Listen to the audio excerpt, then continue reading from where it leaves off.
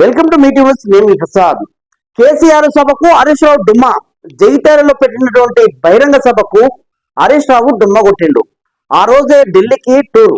అసలు ఢిల్లీకి ఎందుకు వెళ్లాల్సి వచ్చింది? కేసీఆర్ గారి ఏ సభకైనా ఏ సమావేశానికైనా ఎలాంటి కార్యక్రమానికైనా ముఖ్యంగా హరీష్ రావు గారు ఉండి దగ్గరుండి చూసుకుంటారు.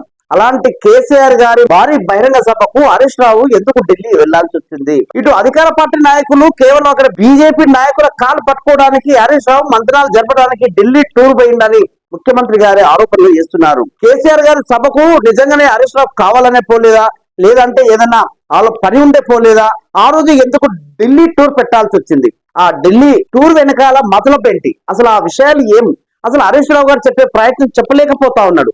ఇటు అధికార పార్టీ నాయకులు హరీష్ రావు గారి మీద కాంట్రవర్సీ వ్యాఖ్యలు చేస్తా ఉన్నారు. నిజంగా ఎంతైనా కేసీఆర్ గారి సభకు వెనుకుండి ముందుండి దగ్గరుండి అన్ని పనులు అన్ని కార్యక్రమాలు అన్ని నేతలని కోఆర్డినేషన్ చేసుకుంటూ ట్రబుల్ షూటర్ గా పేరు పొందినటువంటి హరీష్ రావు గారు ముఖ్యంగా ఆయన లేకపోవడం వెనకాల చాలా మందికి సందేహాలు వస్తున్నాయి. నిజంగా హరీష్ రావు గారు ఆ రోజు బహిరంగ సభకు ఎందుకు డుమ్మా కొట్టాల్సి వచ్చింది? లేక కేసీఆర్ గారే ఢిల్లీకి పంపించాడా? అక్కడ నేతలను కలవమన్నాడా? అక్కడ ఏమైనా మంతనాలు జరుపుతున్నారా? లేదు వీళ్ళందరూ కలిసి ఒక డ్రామా ఆడుతున్నారా? నిజంగా జీవన్ రెడ్డి గారు రాక హరీష్ రావు గారికి ఇష్టం లేదా? ఎందుకు జీవన్ రెడ్డి గారిని బలవంతంగా బీఆర్ఎస్ పార్టీకి తీసుకొస్తున్నారు? ఆయన రావడం వల్ల హరీష్ రావు గారికి ఏమైనా ఇబ్బంది అవుతుందా? ఎందుకు కేటీఆర్ వెళ్ళి జీవన్ రెడ్డి గారితో మంతనాలు జరిపారు? మళ్ళీ కేసీఆర్ తో జీవన్ రెడ్డి గారితో ఒక రహస్య సమావేశం ఏర్పాటు చేశారు.